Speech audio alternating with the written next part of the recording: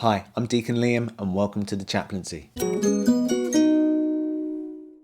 Today is the solemnity of the Annunciation of the Lord, celebrating when the angel Gabriel came to visit Mary and tell her that she was highly favoured and had been chosen for a special task, to bear the Son of God. It's a wonderful feast, perhaps, that we should celebrate at this time when we're stuck in our homes because of this pandemic. The angel visits Mary in her home. Mary had an incredible experience of the power of God and His Holy Spirit in her home. She wasn't in the synagogue or the temple. So at this time when we can't go to church to worship God, we have this feast that reminds us that God comes into our homes. In her home, Mary was overshadowed by the Holy Spirit, and God was made present for her.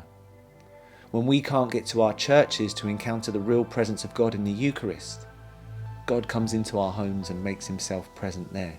It's believed that Mary was part of a group of Jews known as the Remnant. Throughout their history, there was always times when many of the people of Israel strayed away. They adopted the culture of the surrounding nations. They let their discipline and their practices of their Jewish faith go.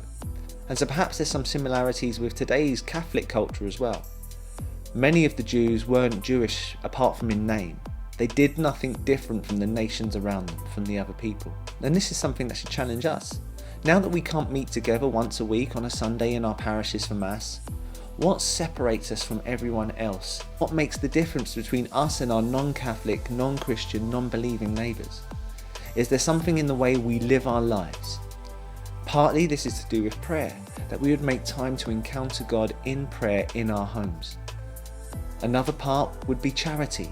That comes from the word caritas, which means to love, a self-sacrificial love. How do we sacrifice ourselves in love for those who are really vulnerable at the time of this pandemic?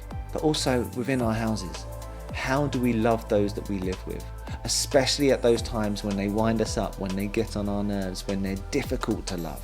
There's so many moments in every day when we can live our Catholic faith. And if an angel was to visit, would he find us full of grace? Would he find us highly favoured? And that's the challenge for me as a father with my own household. So the angel visits Mary, and she's highly favoured. She's full of grace. And he has to deliver this important message to her. An invitation to this amazing job of collaborating with God. Will you bear my son?